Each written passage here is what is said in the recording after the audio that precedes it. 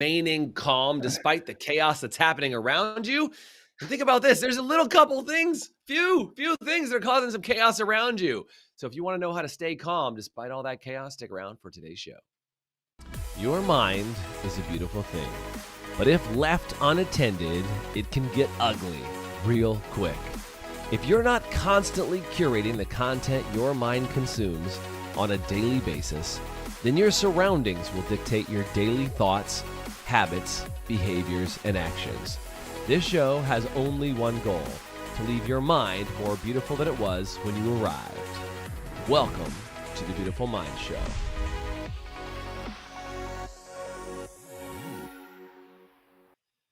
Welcome to today's show. My name is Jason Everett. I'm your host for today for Beautiful Minds, where we take a look at what are the things that can happen to you that take your mind out of the game. What are the things that for those of you that struggle every single day and you struggle with maybe anxiety or depression or fears that you're trying to sort out, what can you do to keep your mind more beautiful? And while we give you tips on that every single day, I hope that as you watch other shows, you get more insights. And I wanted to bring on the show today somebody that I actually think has a beautiful mind. One of my good friends, Steve. He's all the way from Canada. And the reason why I want to bring Steve on today, so if you guys can give me a shout and just type Steve in the chat, is Steve is an amazing human because he always has a giant smile on his face. He's a happy-go-lucky dude, but he also works with some incredible humans all over the planet in the Special Olympics program and all kinds of other great things. So please welcome to the show, Steve Kushman. What's up, Steve? Good to see you, buddy. Good to see you as well, Jason. Thanks for having me. Yeah, dude, glad to have you on today and be hanging out and chatting with you.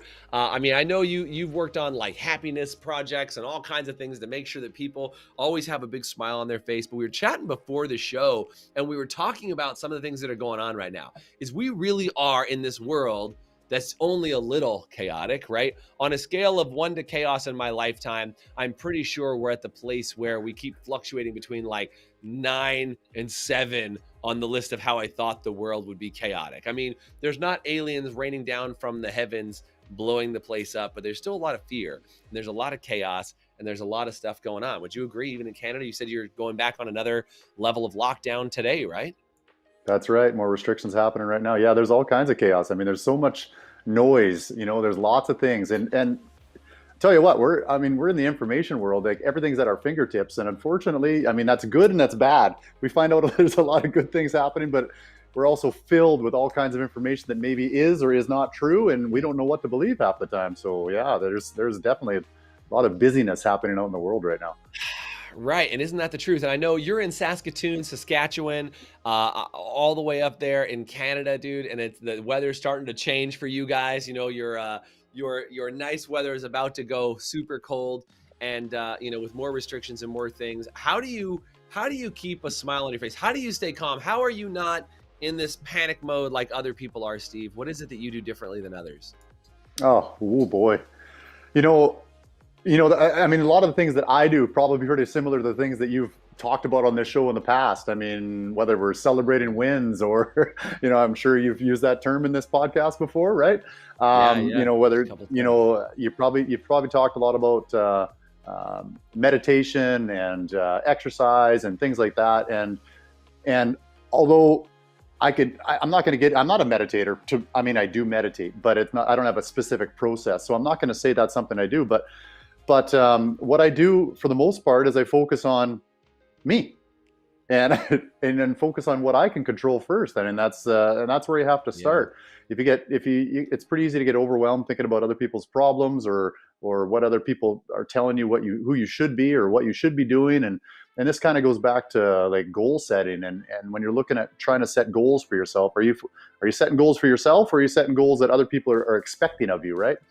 And so that's the big thing for me. That's where I start, is the control piece of I can control me, and that's where I focus. Yeah, completely. Now, Steve, I know one of the other things that I've known you for, and I watch online when you do some fundraiser programs, you do a lot of work with the Special Olympics up there. Tell me about your involvement with them, and let's talk about how long you've been doing programs like that. Okay, so I guess, I started in 1999 was my first connection to Special Olympics. And I hope that some people that are listening, a long time ago, right? Yeah, that's a hot minute, man. 1999 was the first time I started with Special Wow. Olympics, and that was because I worked at a place called Camp Easter Seal. And here in Canada, Camp Mm, Easter Seal is a Easter camp. seals, yeah. Yeah, yeah, well, yeah. I'm sure you're familiar with that term. So Easter it's a seals, sure. completely accessible camp for people with disabilities, whether it's wheelchair, intellectual disabilities, so on and so forth. But that's where everything started Mm, for me. And Special Olympics has been a great place for me because it keeps me grounded. Keeps very mhm. much keeps me grounded because the athletes, um, they've got their own struggles and disabilities in their disabilities or limitations that based on what the world is putting upon them. Um, but they control what they can control, which is themselves first. And, they have very high expectations for themselves, which is fabulous because most people that talk to them, or a lot of people that talk to them, or work with them, or support them in some way, a lot of people have limited expectations for them. But the people I work with, the beautiful thing is that they have high expectations, and the sky's the limit, and there's no Mm, personal mhm. limitations, which is great. Yeah. So what is it about that, Steve? Because I was listening to this comic the other day. I think he's on America's Got Talent, and he was doing a whole bit, and he has a disability that he still showcases even during his comedy bit. And he goes, he's like, I run in the Special Olympics, and he goes, I think it's cute that all you people with two working legs think that you should compete in an Olympics when it's just easy to run with two legs. And he was like, yeah, good for you, congratulations, you can do it without any sort of dysfunction or disability. And I think sometimes, Steve, we go through life every single day thinking about, oh, well, I'm just going about my day and I have this struggle or I have this problem. And then you have people who are like, no, I actually have a disability in this area and I'm still going to do something to create something out of it. I think there's something special about people that despite the disability are still willing to push forward. Right. And what is it that you found since working with people since 99 that are pushing past their own disabilities? What have you learned about that? And what does it teach you? And how does it keep your mind sharp? Well, I guess one of the big things I've learned is that although other people are labeling them as having a disability, they never talk about that, and they never focus on that. So instead of looking at the disability, they're always looking at the ability. What can I do? What am I Yeah, it's capable good. of? And even though maybe I can't run, I don't have two working legs to run a race like everybody else. It doesn't mean I'm not capable of doing all kinds of great things as well, in other areas of life. And Mhm. so focus on the ability instead of the disability, So how does if that that makes play out like in our world? Because you had said this right before the show, is that everybody has a disability, right? Like I think some people just have disabilities that literally is physically seen, and there's plenty of people that have disabilities that are not physically seen and they're behind the scenes. Let's talk about that for a minute. What have you observed about people who have hidden disabilities and what they do about those things? Tell me about that.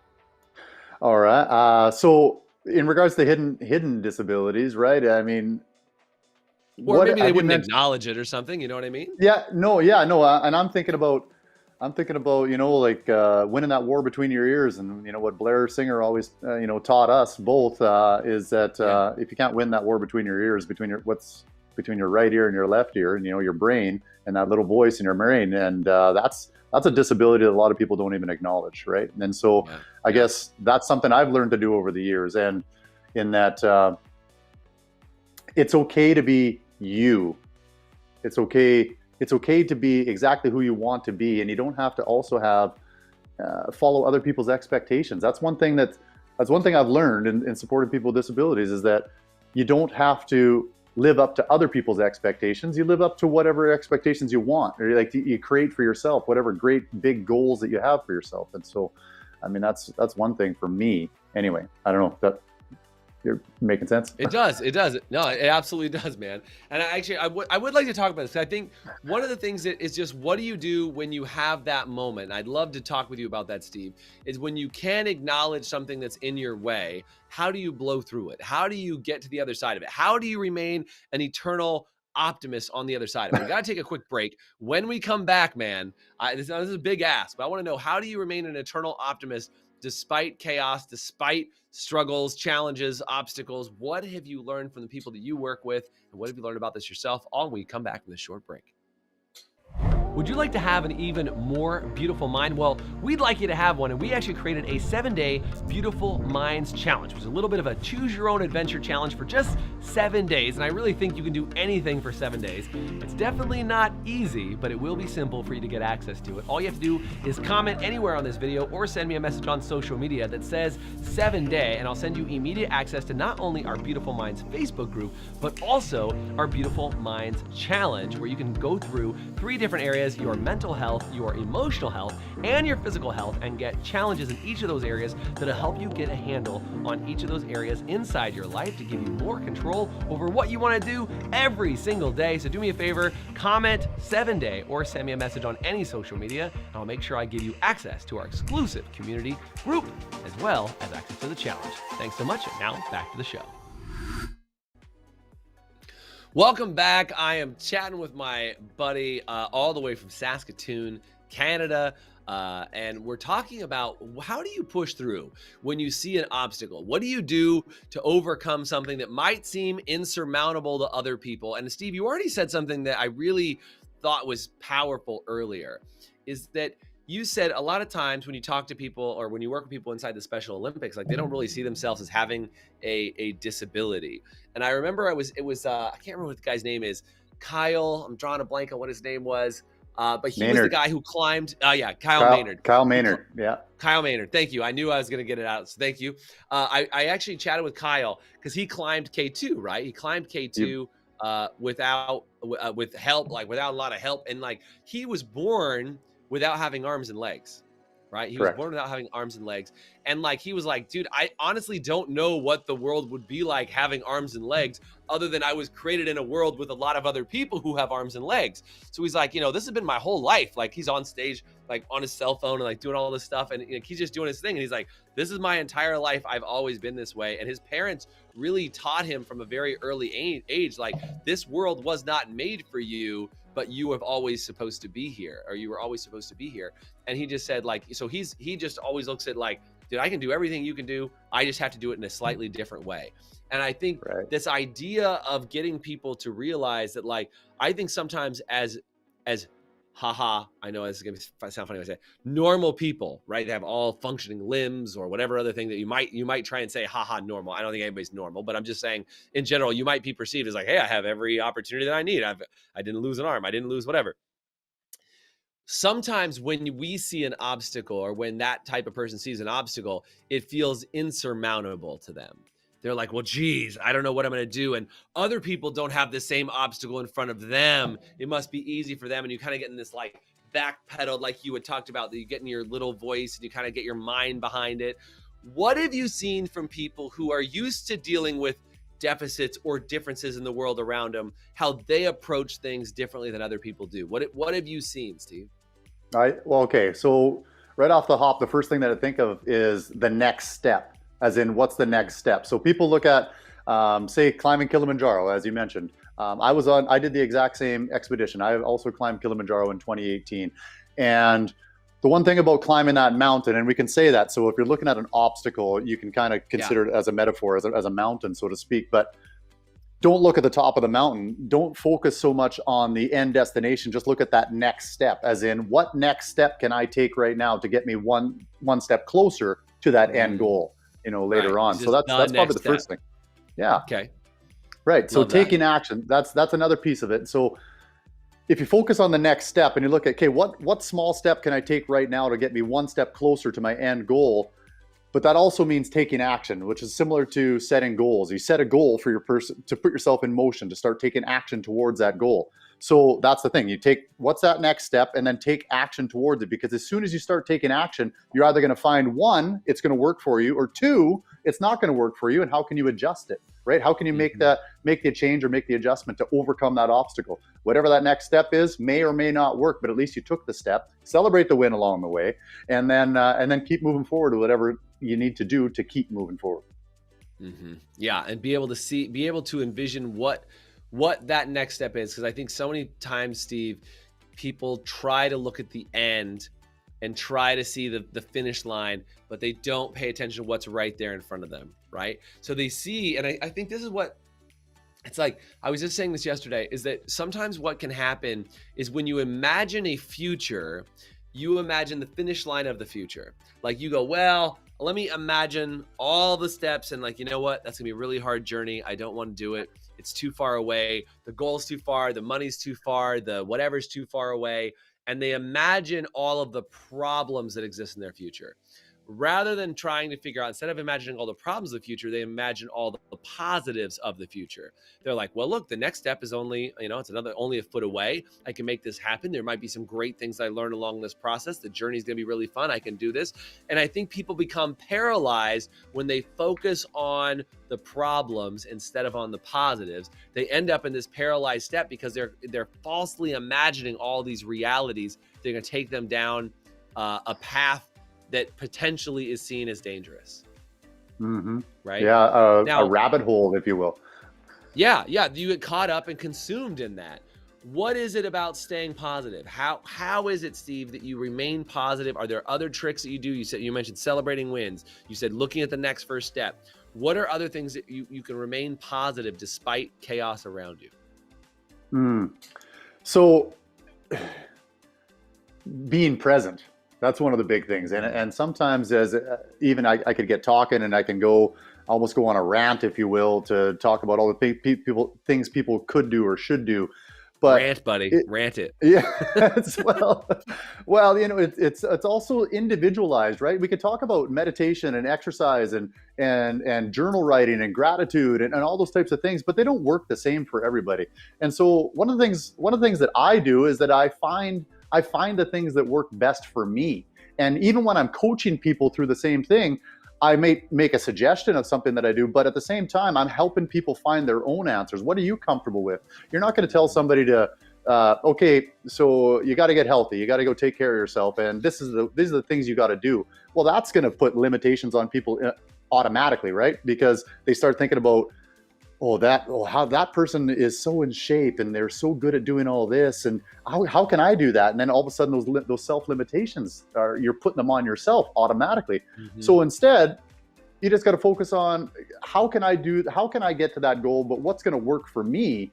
It might not, maybe this worked for you, but it might not work for me. And so you got to focus on yourself. What am I good at? What am I capable of? What am I really good at right now? And then celebrate that way and moving forward.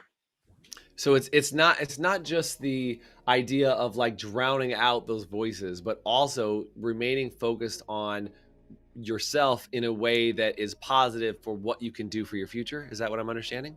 So remain present. So where am I right now today? So celebrate what got me there in the first place, right? These are the things that I did to get me here. I'm sure that many people do not appreciate the things that they had to go through to get to where they are. There's nobody out there that literally, people, that silver platter, things aren't just handed to you on a silver platter. I mean, in some cases it's a little bit easier for others, but at the same time, everybody worked hard in some way for what they've accomplished. And we got to stop comparing ourselves to other people all the time. I don't live a lifestyle, Jason, in comparison to you and I don't live the same lifestyle as you. I don't have a beautiful acreage, although I'm trying to get that. I want a beautiful acreage, and I really envy you for that, by the way. I mean, I love where you moved, but at the same time, you have to come down and visit, buddy. Come down. And visit. Well, if they ever let us travel between Canada and the United States again, if Canada lets you out, come on down. We'll hang out, man. But we can't get caught up comparing ourselves to other people, and especially that's where social media can be a really negative for us. Is that you're following, X number of people and you're comparing yourself to all their lifestyle. Well, my life's not like that. And that depresses you and that brings you down. Well, then why put yourself in that position of comparing yourself to what other people have? Why even bother with that? And it's okay to model, I'm sure you've talked about that type of stuff too. Modeling, the person that you want to be and or where you want to go in your life. And it's okay to model people, but to think that you're that person and compare yourself and say that you're that exact same person, then that's unfair to yourself. So don't be unfair to yourself by making those comparisons. Appreciate who you are. Live in your present right now. Appreciate what you've done to get there. Know what goals and the things that you want to keep moving yourself forward, and then focus on some next steps and what's going to help you get there. I think, Steve, one of the things that happens for me, you mentioned this comparison theory. And by the way, if you guys ever struggle with comparing yourself to somebody else, say comparing in the chat. But it's really fascinating. I was actually looking at a video. It was a photo yesterday that was shared in one of the groups that I'm a member of that I absolutely love. And it's been a family for me for literally the last, I think it's been 6 years, if not 7 years. And it was fascinating because it showed a picture of one of my friends who's in this group that I've always looked up to. Like, he's always been on this giant pedestal in front of me, Steve.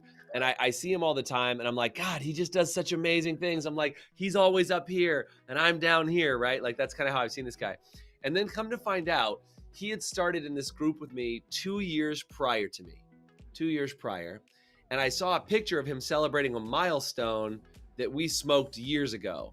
And it just reminded me, I'm like, oh, that was 2014 when he was at that level. And I just realized sometimes what we can do is we see people ahead of us and like, here we are here, and then here's somebody else here. And no matter what we do is like, as we go and go and go and go, like they're always ahead of us. And we're like, I will never be where that person is. But the problem is that it's like you're comparing yourself to where they were now. But it's like, if I rewind just a year or two ago, when I had started, like we'd be at the same spot. And so the progress over time is very similar to what it is that we're doing. We often compare ourselves to somebody who has a different number of time or a different amount of time in there. And my boys are notorious at doing this, right? I have a 7-year-old and a 4-year-old. And my 4-year-old's like, I can't do what my big brother can do. And I'm like, I know, you're 4. It's okay. Or likewise, my 7-year-old son will get frustrated with his younger brother, who is 4 years old, saying, why can't he run as fast as I can? Why can't he do what I'm doing? And we end up in this world where all of us have different cook times, but we get frustrated and not just being grateful for where we are. And I think you mentioned it, Steve. You said practicing gratitude, celebrating our wins, and really being tuned into, we truly focusing on ourselves. We are our only competition in this world. Right? If you think that somebody else is slowing you down, or that you think somebody else has got an advantage over you or something else, it might just because their cook time has been a little different than yours. And what I've learned about working with people over the years, Steve, is that the people who have achieved the most success, at least that I now surround myself with, are the most willing to give to those that they see in positions of growth. They don't really care if you've achieved a lot. They just want to see if you're continuing to grow a lot, right? And so when I see them look down and they're like, oh, look, I remember when I was at that size. Look at how quick you're growing. Look at what you're doing. All they want to do is see growth from you. They're not really interested in when you get to where you want to go. They just want to see you continue to grow. And I just think, man, you got to find people around you that are at your level or above your level that want to rip you up into the atmosphere because of the time and effort you put in. And I think that's what I love about watching any Olympic sport, whether it's Special Olympics or others, is that, man, the motivation and the cheering and the drive and the strive. And like you said, it's just, how do we get better as people? I think is what drives me to watch that inspiration and to be around any type of person who's aspiring to be better. Yeah, and Jason, that was really well put, and I really appreciate the piece that you shared there about younger brother can't level up to his older brother, but then at the same time, older brother looks down on his younger brother and say, why can't he? That's really cool. But so it kind of made me, maybe all this conversation is making me think about challenge. The word challenge came to mind for me, and I think that's because sometimes we don't challenge ourselves enough, and we got to be willing to challenge ourselves enough. And we can't get comfortable all the time and just expect things to be fed to us and given to us. And so it's okay to challenge yourself, set that goal, find that next step, and make it a challenge of some sort so that you can make it either it excels you and moves you forward, or it's a learning experience for you. But you need that challenge in order to create a positive change. That's another thing, actually, now that I'm really on this. Change is another thing too, right? You gotta appreciate change. Change is inevitable. And I remember Mac Newton, locking that into our minds when I was sitting in his 104-degree Taekwondo studio, right? Change is inevitable, right? And so you might as well, why not try to be in control of the change? If you allow the outside world or the outside influences and all the craziness and the chaos, like we talked about at the start of this podcast, if you let all that chaos influence you, it's gonna bring down your morals, it's gonna bring down your own motivation and your own momentum, right? So Why not challenge yourself to create your own change instead of allowing other people in the world to always cause your change? And because it just creates a resentment, right? If you're letting the outside world change you, that creates a resentment, and that's going to bring your mood level down even more. Mm-hmm. I love it. I love what you said, challenge and change. So if instead of you look at the world as being crazy and in chaos, as if you look at it as a challenge, it will help change you and adapt to where you want to go. I think it's a great place, Steve, for us to put a pin in this thing, which reminds me to plug our 7-day challenge. Speaking of challenges, it reminds me to plug our 7-day Beautiful Minds challenge. Did you see what I did there? That's what we call a transition there in the biz. Did you like that? I'm just kidding, man. But the idea is if you guys want a challenge, if you guys want to completely reset your mind in just 7 days, sign up for our 7-day Beautiful Minds challenge. We will give you some intentional challenges that you can take on that will actually change your mindset instead of you just being pelted by the internet and the news and all these other things that are just throwing the life at you to go, what am I supposed to do? Let's get your mind in the right space so you can handle the challenges around you and create the change that you want. Steve, as always, dude, it's good to see you. Good to hang out. I can't wait for the borders to open up so we can hang out more. Good to see you. Yes. I hope you have an extraordinary day, and thanks for being on today, man. Let's open up them borders. Write somebody. Write your congressman. Let's make something happen. All right. Thanks, Steve, for being on today. Thanks you for being on part of Beautiful Minds. Bye, guys.